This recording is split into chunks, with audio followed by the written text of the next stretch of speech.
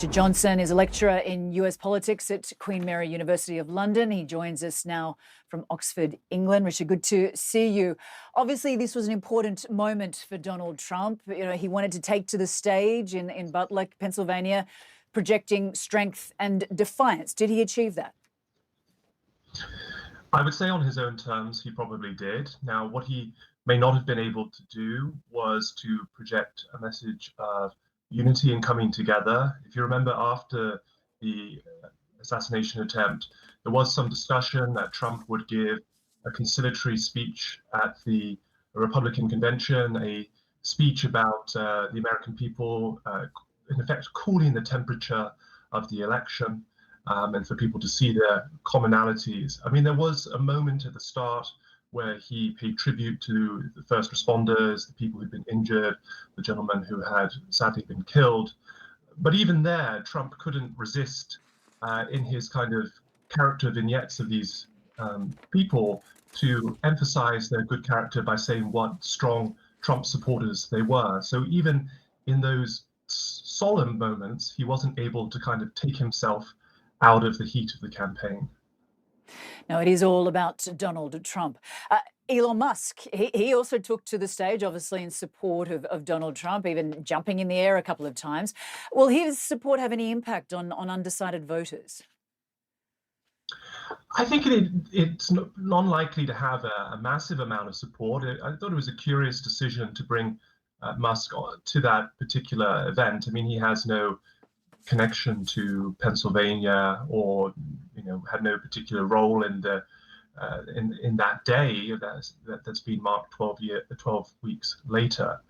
We haven't seen much of Musk on the campaign trail for Trump. He's done a few online events.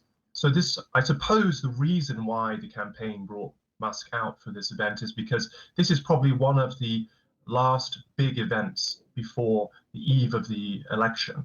And by all accounts, this was a very well-attended event. This was an event, a rally that got a lot of media attention. We're talking about it today.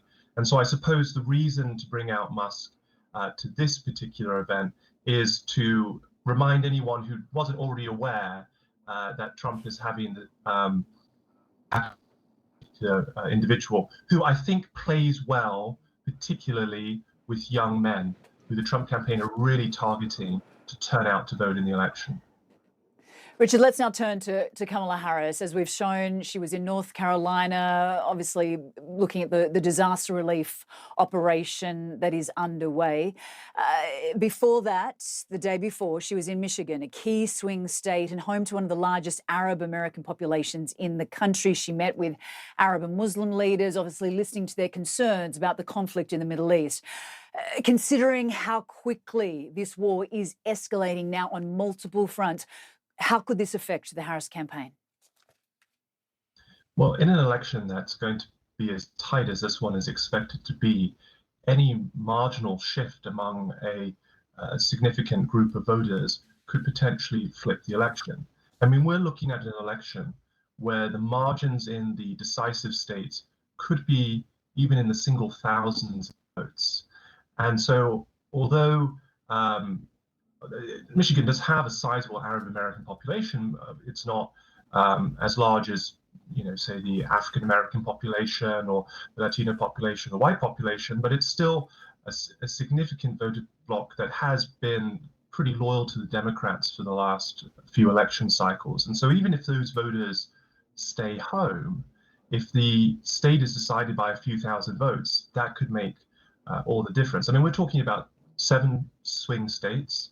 6 of those states Trump won in 2016. 6 of those states Biden won in 2020. And I think that's basically the range of possibilities that we're looking at here, is that the election is going to come down to somewhere between Trump winning 6 out of 7 and Harris winning 6 out of 7, and more likely somewhere in between that number. Richard Johnson, we always appreciate your analysis. Thank you so much for joining us from London.